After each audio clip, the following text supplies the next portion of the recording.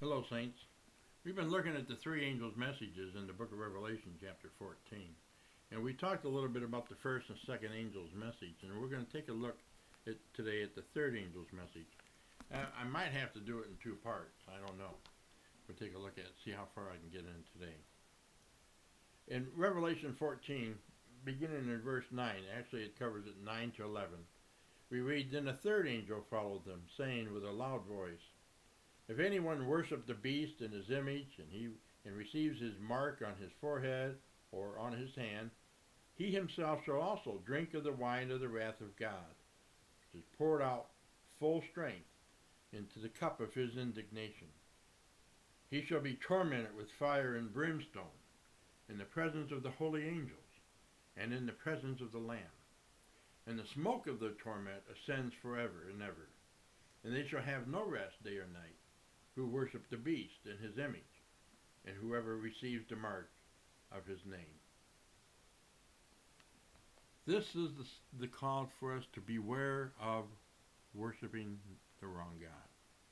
Again, the question in this part of the book is, who are you going to worship? And it's talking about a mark and a seal. The mark of the beast is on the hands or on the forehead. And that you have a choice to. No one can force that mark upon you. It's not a physical mark, a barcode or a computer chip, or the ability to buy or sell. What it is where your heart is at. Now, Satan doesn't matter whether you do follow along with the program that he has or if you really believe it. This mark on their hands and forehead is taken off. John is using the Old Testament, largely out of Deuteronomy 6, of the old Jewish tefillin, or the phylacteries they call them. You know, the little black box you see on the forehead and on the hand with the black strap.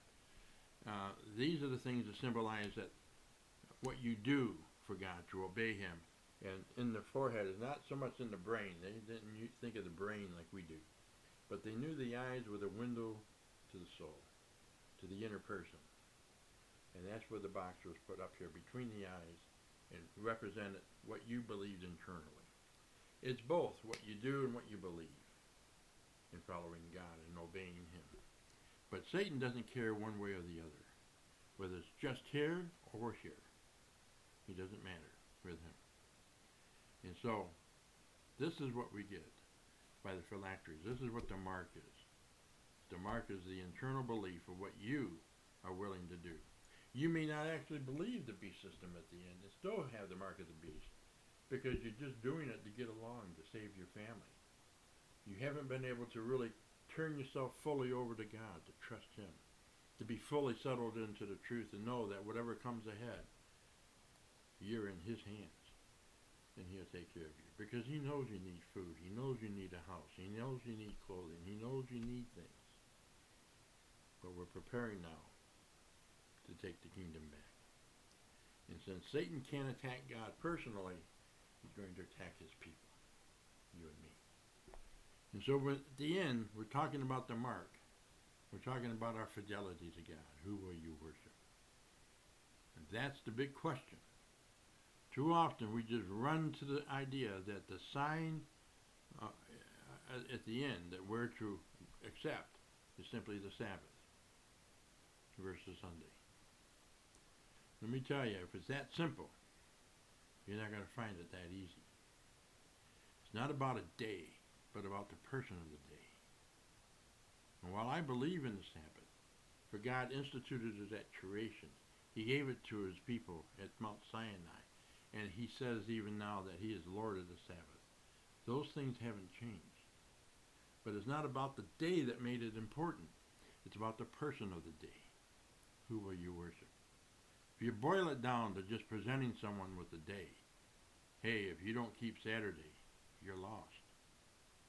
You're not giving the right message, because people won't understand you. But they will understand Jesus. Keep your eyes on him.